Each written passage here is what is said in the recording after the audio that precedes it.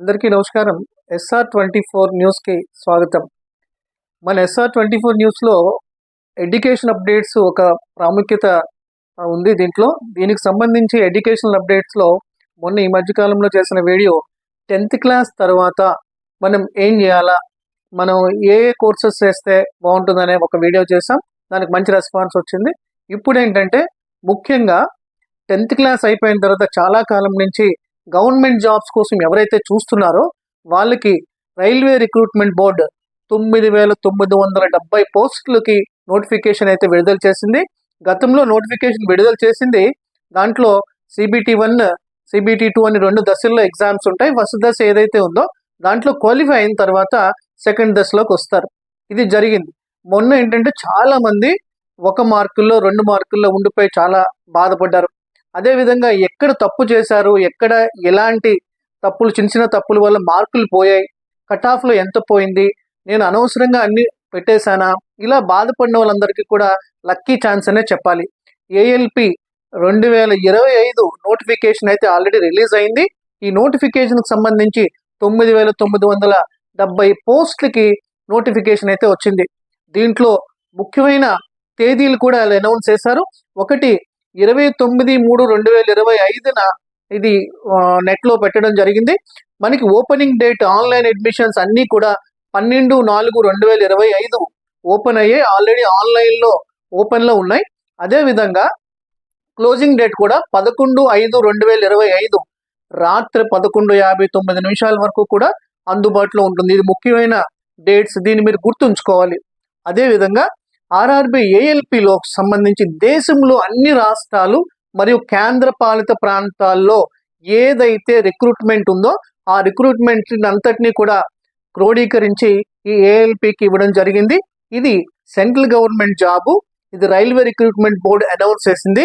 ఇందులో ఏంటంటే ఏజ్ కూడా 18 నుంచి 30 సంవత్సరాలు ఎవరైతే ఏజ్ కలిగి ఉన్నారో, అదేవిధంగా క్వాలిఫికేషన్ కూడా 10th క్లాస్ నుంచి ITI, డిప్లొమో వాళ్ళు ఎవరైతే ఉన్నారో వాళ్ళు ఎలిజిబిలిటీ ఉంది. ఇది శాలరీ కూడా ఏంటంటే 19,900 రూపాయల శాలరీ మొదటి శాలరీగా డిసైడ్ చేసి నోటిఫికేషన్లు ఇవ్వడం జరిగింది. అదేవిధంగా రైల్వే ALPలో సుమారుగా చాలా జోన్స్లో ఎన్నెన్ని ఉన్నాయి, ఎన్ని పోస్టులు ఉన్నాయి, ఈ 9,970కి సంబంధించి 4,116 జనరల్ కేటగిరీలో ఉన్నాయి. ఈ జనరల్ కేటగిరీస్ ఇవన్నీ చూసి ఆదిలాబాదు, సికింద్రాబాద్, అలహాబాద్, భోపాల్, భువనేశ్వర్ ఇలా అన్ని జోన్లకు సంబంధించిన నోటిఫికేషన్లో చాలా వివరంగా ఇవ్వడం జరిగింది. ప్రతి ఒక్కరు కూడా గవర్నమెంట్ సైట్లోకి వెళ్ళి, RRB సైట్లోకి వెళ్ళి ఆ నోటిఫికేషన్ని ఫాలో అయితే చాలా మంచిది. ఇందులో ఏంటంటే అసలు రైల్వే రిక్రూట్మెంట్ బోర్డు ALPకి సంబంధించి అసలు అర్హతలు ఏమి ఉండాలి అనేది ఇస్తే, మొట్టమొదటి అర్హత మనకి ఇండియన్ అయి ఉండాలి, భారతీయ పౌరసత్వం కలిగి ఉండాలి. 2, వయోపరిమితి 18 నుంచి 30 సంవత్సరాల లోపు ఉండాలి. దీంట్లో మీకు నోటిఫికేషన్లు ఇవ్వడం జరిగింది. ఈ BCకి అలాగే SC ST ఏవైతే రిజర్వేషన్స్ సంబంధించినటువంటి సడలింపులు ఉన్నాయో ఈ సడలింపులన్నీ కూడా దాంట్లో ఇవ్వడం జరిగింది. ఇందులో ముఖ్యంగా విద్యార్హత ఏంటంటే మెట్రికులేషన్ 10th క్లాస్ నుంచి 10th క్లాస్తో పాటుగా ITI కానీ డిప్లొమో కానీ కలిగి ఉండాలి. వాళ్ళు మాత్రం దీనికి ఎలిజిబిలిటీ ఉంది. మరి దీనికి సంబంధించి దరఖాస్తు రుసుము ఎంత కట్టాలి, ఎవరెవరు ఎంత కట్టాలి అనేది కూడా స్పష్టంగా నోటిఫికేషన్లో ఇచ్చారు. దీనికి సంబంధించి SC ST, మాజీ సైనికులు, మహిళలు, ట్రాన్స్జెండర్లు, మైనారిటీలు లేదా ఆర్థికంగా వెనుకబడిన వాళ్ళంటే EBC అంటాం, వీళ్ళందరూ కూడా 250 రూపాయలు చెల్లించాల్సి ఉంటుంది. రిమైనింగ్ ఈ కేటగిరీ కాకుండా రిమైనింగ్ కేటగిరీస్ అంటే OBC కానీ జనరల్ కానీ ఎవరైతే ఉన్నారో వాళ్ళు 500 రూపాయలు చెల్లించాల్సి ఉంటుంది.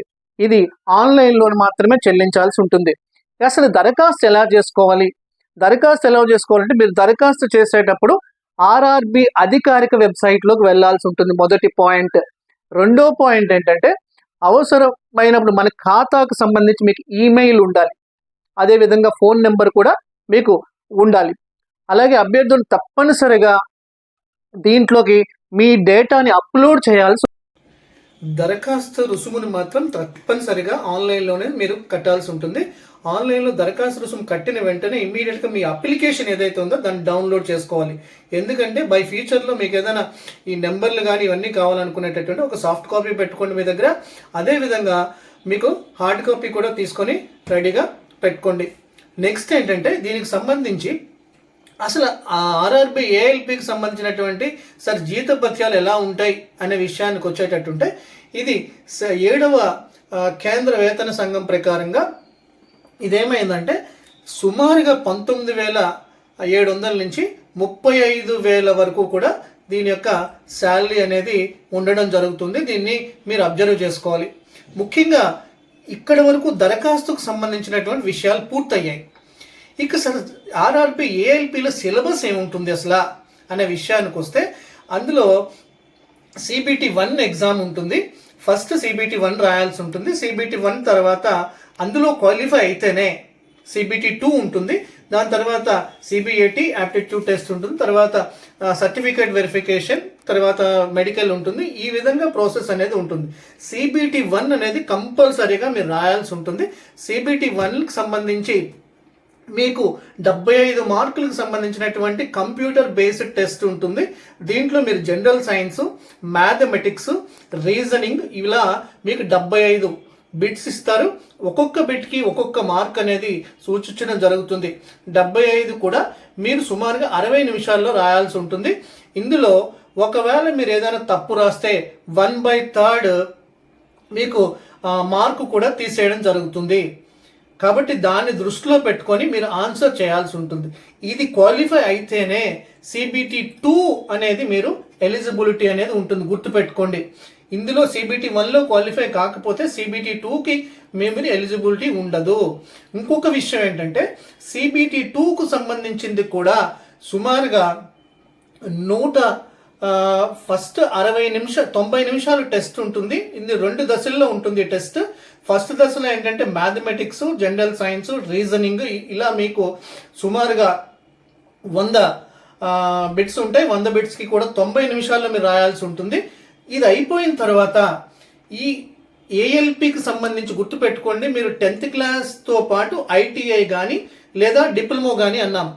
ITIలో మీరు ఫిట్టర్ కానీ, ఎలక్ట్రీషియన్ కానీ, మెషినిస్ట్ కానీ, మిల్రైట్ కానీ ఏదైతే ట్రేడ్ చేస్తారో ఆ ట్రేడ్కి సంబంధించినటువంటి ఎగ్జామ్. అదేవిధంగా డిప్లొమాలో మెకానికల్ ఇంజనీరింగ్ చేశారా, లేదంటే ఆటోమొబైల్ ఇంజనీరింగా, లేదా ECEయా, మీరు ఎందులో అయితే మీరు డిప్లొమా కంప్లీట్ చేశారో దానికి సంబంధించినటువంటి ట్రేడ్ టెస్ట్ ఉంటుంది. దాంట్లో మీ యొక్క సంబంధించినటువంటి సుమారుగా మీకు 75 క్వశ్చన్లు ఇస్తారు. అది మీరు ఒక 60 నిమిషాల్లో రాయాల్సి ఉంటుంది. అది మీరు క్వాలిఫై అయితేనే CBAT ఉంటుంది, గుర్తుపెట్టుకోండి. దీనికి సంబంధించి మీరు క్వాలిఫై అయితే మీరు 50% మీరు పూర్తి చేసినట్టే. ఇంకొక విషయం ఏంటంటే ఇది చాలా సువర్ణ అవకాశం. 10th క్లాస్ చేసి ITI కంప్లీట్ చేసిన వాళ్ళకి, 10th క్లాస్తో పాటు డిప్లొమా పూర్తి చేసిన వాళ్ళకి కూడా చాలా చాలా సువర్ణ అవకాశంగా చెప్పొచ్చు మనం. ఎందువల్లంటే లాస్ట్కి సంబంధించినటువంటి ఏఎల్పిలో చాలామంది 1 మార్కు 2 మార్కుల్లో వాళ్ళ యొక్క క్వాలిఫై మార్క్ అనేది కోల్పోయారు. చాలా మటుకు బాధపడ్డారు. ఎక్కడ పోయింది అనేది కూడా తెలుసుకున్నారు వాళ్ళు.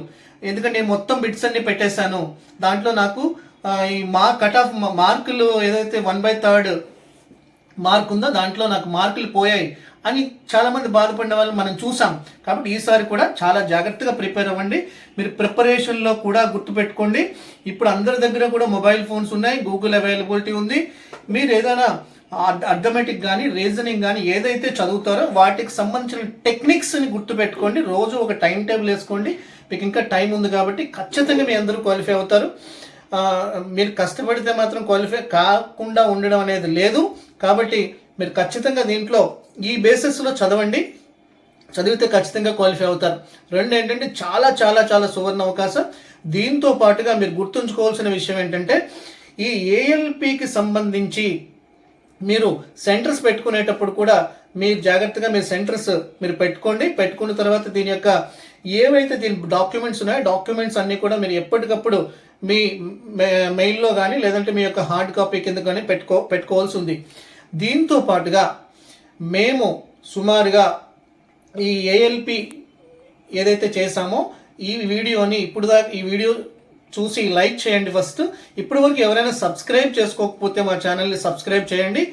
అదేవిధంగా దీన్ని షేర్ చేయండి చాలా మటుకు మీ యొక్క వాట్సాప్ గ్రూపుల్లోని, అదేవిధంగా మన వాట్సాప్ స్టేటస్లోని, రిమైనింగ్ ఫేస్బుక్, ఇన్స్టాగ్రాము ఇలా అన్నిట్లోని కూడా మీ యొక్క సోషల్ మీడియా యాప్స్ ఏవైతే ఉన్నాయో దాంట్లో మీరు దీన్ని షేర్ చేయడం ద్వారా ఈ విషయం చాలా మందికి తెలిసే అవకాశం ఉంటుంది.